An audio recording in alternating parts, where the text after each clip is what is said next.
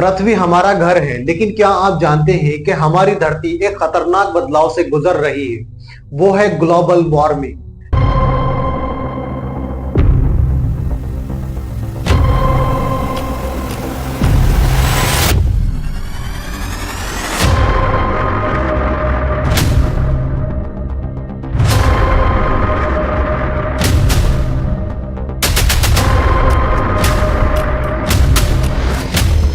एक ऐसा प्रोसेस जो हमारे प्लेनेट का तापमान बढ़ा रहा है और साथ में समुद्र का लेवल भी। वैज्ञानिकों की वार्निंग है कि अगर हमने इसे नहीं रोका तो 2040 तक समुद्र का लेवल इतना बढ़ सकता है कि मुंबई जैसे शहरों का 10% हिस्सा पानी में डूब जाएगा। लेकिन ये सिर्फ मुंबई की बात नहीं है, पूरी दुनिया का कोस्टल एरियाज खतरे में है। सबसे पहले हम ग्लोबल वार्मिंग को समझते हैं। ये तब होता है जब हमारी धरती पर ग्रीन हाउस गैस जैसे कि कार्बन डाइऑक्साइड और मीथेन बढ़ती है। ये गैस सूरज की गर्मी को पृथ्वी के वायुमंडल में रोक लेती है, जिससे तापमान बढ़ता है। नासा की एक रिपोर्ट के मुताबिक सन 1969 से लेकर अब तक समुद्र की ऊपरी 100 मीटर की सतह का तापमान 0.33 डिग्री सेल्सियस बढ़ चुका है और हर साल पृथ्वी का औसत तापमान 0.2 डिग्री सेल्सियस बढ़ रहा है और इस बढ़ते तापमान का असर पूरी दुनिया पर पड़ रहा है। आर्कटिक में बर्फ 4 गुना तेजी से पिघल रही है। सन 1993 से 2019 तक ग्रीनलैंड ने हर साल 279 बिलियन टन बर्फ खोई और आर्कटिक ने 148 बिलियन टन, और ये पिघलती बर्फ समुद्र में जा रही है, जिससे समुद्र का लेवल बढ़ रहा है। सन 1901 से लेकर अब तक समुद्र का लेवल 20 सेंटीमीटर तक बढ़ चुका है और वैज्ञानिकों का अनुमान है कि आने वाले कुछ सालों में ये 1 से 3 फीट तक बढ़ सकता है। सबसे पहले हम समझते हैं कि ग्लोबल वार्मिंग हो क्यों रहा है, हमारी अर्थ का टेम्परेचर क्यों बढ़ रहा है। इसकी सबसे बड़ी वजह है हवा में गंदगी जो फैक्ट्रियों और गाड़ियों से निकलती है। जब हम कोयला, पेट्रोल, डीजल जलाते हैं, जैसे बिजली बनाने के लिए या गाड़ी चलाने के लिए, तो हवा में एक गैस जाती है जिसे हम कार्बन डाइऑक्साइड कहते हैं। ये गैस सूरज की गर्मी को रोक लेती है, जैसे एक कंबल धरती को ढक ले। 75% से ज्यादा ग्रीन हाउस गैसेस जीवाश्म ईंधन यानी कि फॉसिल फ्यूल से आती है। 1750 में जब फैक्ट्रियां शुरू हुई थी, तब एनवायरनमेंट में ये गैस 280 पार्ट पर मिलियन थी, लेकिन आज 2025 में ये संख्या बढ़कर 420 पार्ट पर मिलियन हो गई है, यानी 50% की ग्रोथ हुई। और सबसे ज्यादा इमिशन डेवलप कंट्री से होता है। चीन अकेला 30% कार्बन डाइऑक्साइड पैदा करता है, जबकि अमेरिका 14% और भारत 7%।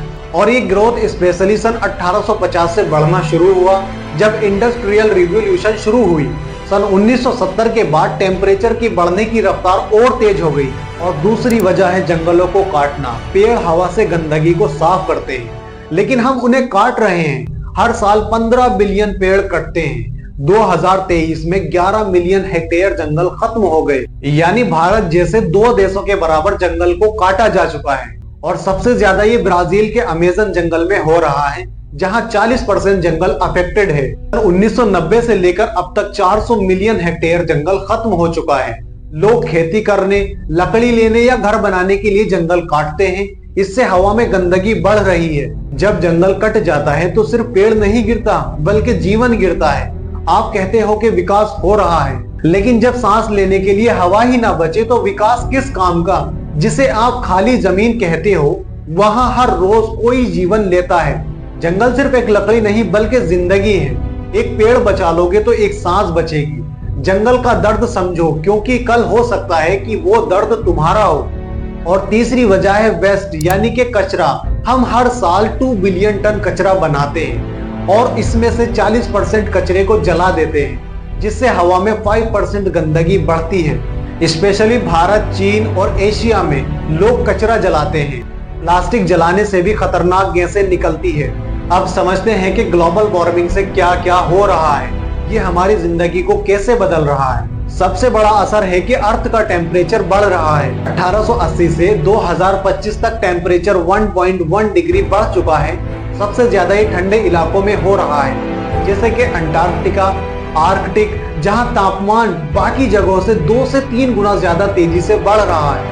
इंडस्ट्रियल रिवॉल्यूशन के बाद हर साल 0.2 डिग्री सेल्सियस तापमान बढ़ रहा है। ये गंदी गैसें सूरज की गर्मी को रोक रही है, जिससे अर्थ गर्म हो रही है। दूसरा असर है बर्फ का पिघलना। आर्कटिक में बर्फ हर 10 साल में 14% कम हो रही है। 1980 से लेकर 2020 तक 40% बर्फ पिघल चुकी है। ग्रीनलैंड, अंटार्कटिका और हिमालय के ग्लेशियर भी पिघल रहे हैं। 1990 के बाद ये रफ्तार बहुत तेज हो गई है। गर्मी बढ़ने से बर्फ पानी बनकर समुद्र में जा रही है। और तीसरा असर है समुद्र के पानी का लेवल बढ़ना। सन 1900 से लेकर 2025 तक समुद्र का लेवल 20 सेंटीमीटर तक बढ़ चुका है और ये हर साल 3.7 mm की रफ्तार से बढ़ रहा है। लेकिन सवाल ये है कि इसका असर किन देशों पर पड़ेगा। कोस्टल एरियाज में रहने वाली 39% आबादी यानी कि 600 मिलियन लोग खतरे में हैं। खासकर वो देश जो समुद्र तल से नीचे या उसके करीब है, उनके लिए तबाही का कारण बन सकता है। मालदीव, बांग्लादेश और वियतनाम जैसे देश सबसे ज्यादा खतरे में हैं। बांग्लादेश ये कंट्री समुद्री तल से बहुत नीचा है और यहाँ की 46 मिलियन आबादी कोस्टल एरियाज में रहती है। अगर समुद्री तल का लेवल 1 मीटर भी बढ़ता है तो बांग्लादेश का 17% हिस्सा डूब सकता है। दूसरा मालदीव, ये छोटा सा देश समुद्री तल से 1.5 मीटर ऊपर है। वैज्ञानिकों का मानना है कि आने वाले 50 सालों में मालदीव का 80% हिस्सा पानी में डूब सकता है। तीसरा वियतनाम, मेकांग डेल्टा इलाका जो वियतनाम का 50% चावल उत्पादन करता है, समुद्र के बढ़ते लेवल से ये डूब सकता है। यहाँ 20 मिलियन लोग प्रभावित हो सकते हैं और ये सब बर्फ पिघलने और गर्म पानी के फैलने की वजह से हो रहा है। और इसकी सबसे बड़ी वजह है क्लाइमेट चेंजेस और इस सब के जिम्मेदार हम खुद हैं। और चौथा असर है मौसम का पागलपन।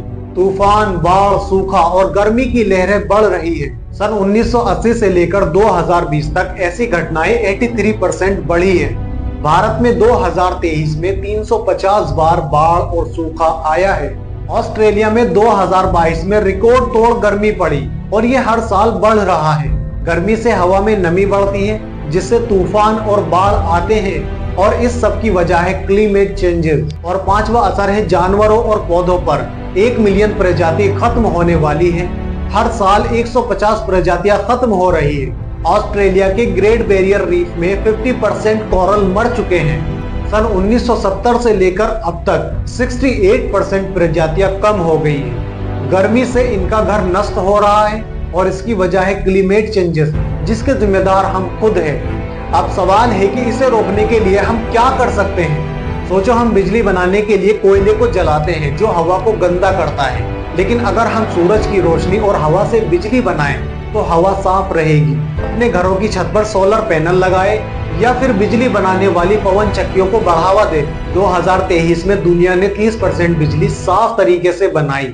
अगर हम इसे 2050 तक 70% कर दे तो ग्लोबल वार्मिंग की रफ्तार बहुत कम हो जाएगी। पेड़ हवा से गंदगी को साफ करते हैं, लेकिन जंगलों को काटा जा रहा है।